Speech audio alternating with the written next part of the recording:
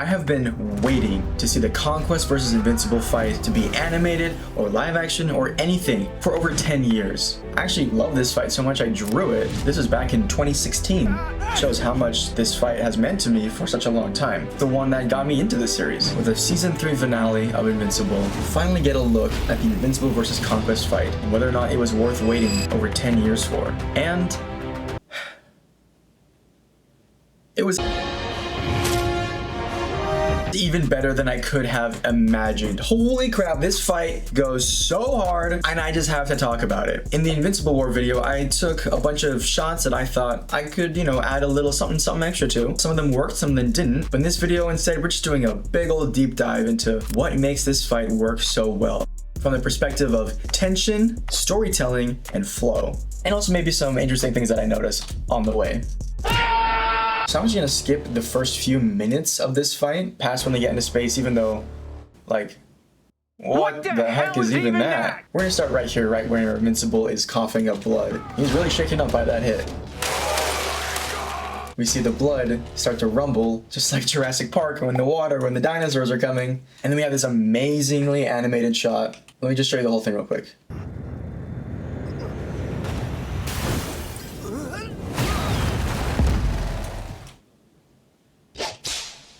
What do I even need to say? Well, there's a couple of interesting things that I noticed. This is what I love about editing and how it can play with time. If you see Mark in this shot, we can see that Conquest is flying so fast, he should have hit Invincible about right now. If you take this imaginary physics into play. But then we go to this other POV angle of Conquest, and you think, oh, okay, he's right on top of him, he's gonna hit him now. No, we actually go to this next shot where he's still not in the frame until right here is when he enters. I just thought that was so interesting, and this is how editing can really play with time and kind of, distort reality in a way that increases tension because you're waiting for that impact. You know it's gonna hit. But it also is important because it gives the audience time to understand what's happening because these shots are all super fast. So all those different angles are necessary. I just want to clarify, when I'm talking about editing, I don't mean specifically the post-production process. Editors are there doing their job even during the storyboarding part of the process. Animation is different from live action because an editor works with the shots they are given in live action. They choose the best shots and to be conscious of the exact frame they want to cut at. Whereas in animation, they figure out those exact frames before they're even animated so that there's no unnecessary animating going on. So I'm using editors as an all-encompassing term for storytelling in animation.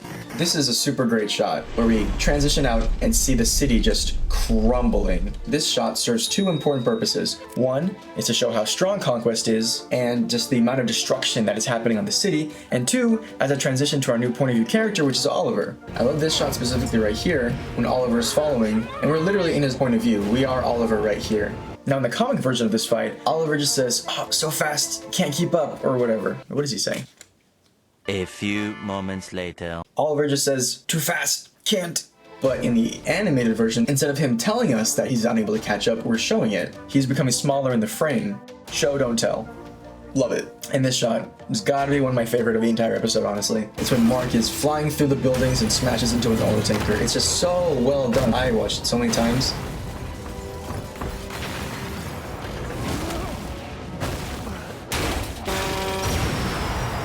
There's another instance of what I was talking about where time is played with in an unrealistic way, but in a way that emphasizes the impact. Here we see Mark smash into an oil tanker 2 times. We know that that's not what happened in real life, in the context of the show, but for us, the audience, we see it twice to really emphasize that. It was 1, 2, boom. And that's another thing I want to point out, actually. I love it when in an action sequence like this, when there's some sort of beat. But when things hit this beat, it just scratches a part of my brain that I just really love. Like right here. Boom, boom, boom, boom, boom. I love it, man. I don't know what else to say about it. It's so good. Very nice. Beautiful animation here. Really smooth, really well done.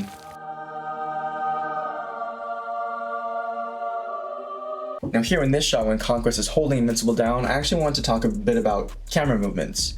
Mark is becoming smaller in the frame, and in this shot here, there's no camera movement, but he does move his head. As we're zooming out to Conquest, he becomes our new POV character for the next little bit. When I say POV, I don't mean you're literally in the point of view of that character. You're not seeing things through their eyes. Well, at least Sometimes you do. What I mean by POV is Conquest is the focus of the shot. Okay, you don't even see Mark here. He's the one whose mindset we're following right now. Having too much movement would be distracting. So by having no camera movement, it allows the audience to kind of readjust.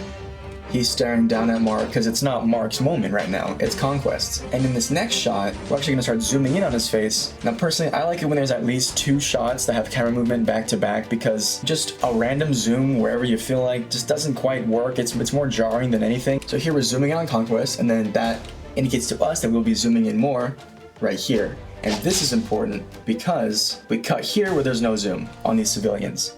And so this is important because the zoom is telling us, the audience, that hey, Conquest and Invincible in the foreground aren't as important for these next few seconds. We want your focus to be zeroed in on those guys in the background. And it makes it so that this cut is a lot less jarring.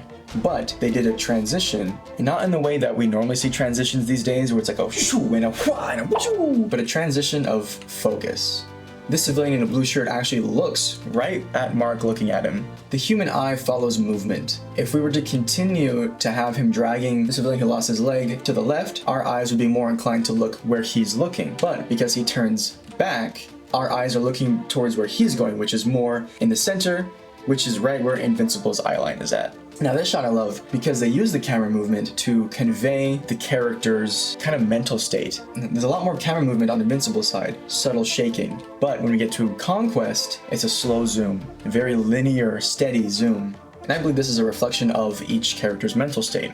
Mark is struggling really badly right now. He's wavering, he's shaky, he's having doubts about if he can actually do this and protect these people. Conquest, on the other hand, is not wavering at all.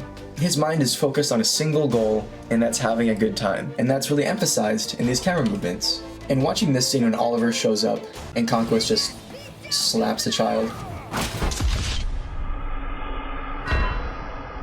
Love this shot too.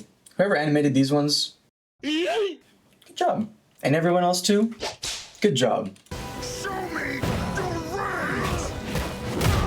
And here's yet another instance where you use multiple hits in order to convey impact. And this one's super interesting because not only do we have the impact 1, 2, 3 times, but I want to look at these impact frames because most of the other impact frames we've seen have been black and white. But here, it's all red. Now this could just be speculation, but I'm thinking this is kind of some foreshadowing. This is the first time that Mark headbutts Invincible, and we know it's not going to be the last, but they're all red. That could be foreshadowing for the end of this fight. Again, with all this stuff, I don't have any complaints. Yeah, it's a bit noticeable here, but there's enough parallax movement going on where not everything's moving at the same velocity so that it looks more animated. And oh man, this slap right here, so disrespectful. So this one kind of stuck out to me because it is just some, I learned the word, tweening. It's like keyframing, I guess. You have a keyframe here and a keyframe right here where you want him to end up. And so there's a little bit of motion blur as he's moving. So I did want to see if I could edit this at all, so I tried a few things, but nothing was really working out. So the conclusion I came to was just cutting out a few frames, and I was able to turn this into this.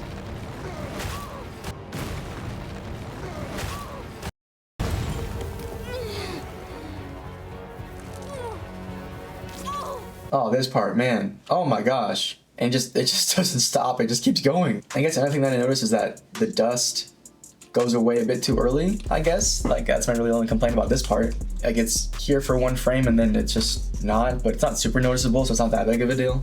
I still wanted to try and see what I could do though. So I cut a few frames off the end of this shot, and in the last frame where the dust is still in, I masked it out and put it onto the next few frames. Now, it's far from perfect, but it's what I was able to do in a short amount of time. But this one was a little jarring. Also, like how funny Invincible looks right here. It's like he knows that this is peak fiction. So I guess I just kind of wish there was a couple more frames that showed the transition from the cracked glass to the exploded glass. But again, one, who wants to draw all that, right? And two, that could just be to emphasize the impact. Oh man, I was not expecting them to add this too. Not this girl, that's not what I'm talking about, but like in the comic, it just showed Conquest pushing Invincible through a battleship, the beach, some buildings. But of course they had to do another Omni-Man and just have him go through some people. I'm not gonna show it, but that part where the kid that got his arm ripped off, that was messed up, man. I'm not having fun anymore. And then what's cool about this part is that Adam Eve actually gets to fight. She didn't get to do that in the original story. She just showed up, made a wall, and then Conquest beat her up. but this you actually get to see her do something. And so I thought that was great and much needed for her. We're gonna skip through this Adam Eve fight to when he punches her face off. And then she gets thatted. And as you will get to see later on, this is basically like the Viltrumite finisher. I guess you first see it with Omni-Man in season 1, actually. Something that I just love in films in general. Ways to convey a character dying without just a simple... What we do here is we show a shot of her hand twitching. Oh yeah, look at that match cut, where you match it with his hand twitching as well. Ooh, okay, look at that. Wow, I didn't notice that before. That's so cool. Right here, we realize she's dead without even showing her face, but because her hand isn't twitching anymore. Love that, man. I don't love that for you, my man, but now I think they did a really great job adding to not only the epicness but the grotesqueness of this shot, because if you're reading it, especially in trade, you know, you've got this the line in the middle of the book, so you can't quite tell that his arm is as broken as it is. But what do they do in this show? They just roll the whole thing back like a freaking fruit roll-up, man. Ooh, looks like Harry Potter when Gilderoy Lockhart took all his bones out of his arm. So gross, but conveyed really well. And that was a good time as any, I guess, to talk about, after huge impacts like this, to just slow it down a bit. Really let the audience really breathe in what just happened. And again, we have the impact shown several times. I think this is where they show the same impact the most, actually. This one punch, probably in real time, took about less than a second, considering how fast they're going. But for us, the viewers, from the moment they make impact, from the time that they separate, that's almost 10 full seconds of that impact. And I don't think we can watch this episode without talking about this part. I am so lonely. And I get that's supposed to be kind of weird, kind of creepy. It was meant to be jarring, I'm sure it was. Because when something is jarring in a story, it makes you feel uncomfortable. When I first watched it, I thought, oh, they're just trying to make us more sympathetic towards Conquest, but upon rewatch, I don't think that's what the point was. I think it was to show how unstable and kind of crazy this guy is. And this line, oh my gosh. This line and the shots that they chose go so hard. When he says, Conquest. I don't even get a real name. Only a purpose. And as he says that, it cuts to his scarred blind eye as a representation of a lack of identity, but also the sacrifices that he has made for people that don't even appreciate him. Yes, yes. And then we'll get into the good part. Both of Mark's arms are broken. One of his legs is broken. What you did was not nice! So how's he gonna take down Conquest?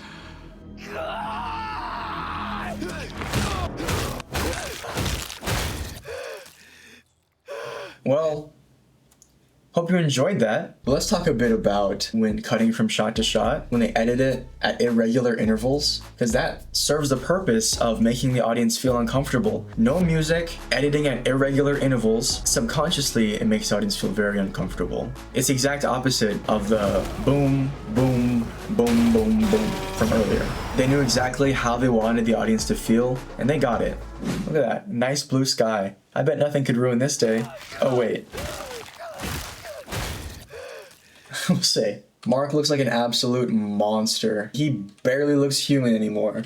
Even though I've read this fight so many times without sound, I'm just like, oh, that's super cool. But seeing it like this made me feel genuinely uncomfortable, and I loved it for that. So that's where I'd like to end this video for today. This was so much fun. I just love noticing all these little details. Definitely could be that I'm just making them all up, and it's not even true, but I don't care. I had a great time with it, and I hope that you had a good time too, and that maybe you learned something a little bit interesting, because I definitely did. And just have so much more of an appreciation for this episode, and for the series as a whole, and for everybody that worked on it. Thank you for fulfilling teenage me's dreams, I guess. Thank you for letting this incredible fight come to life in such an amazing way. Thanks for watching. Remember that comics are for everyone, and you have a good day.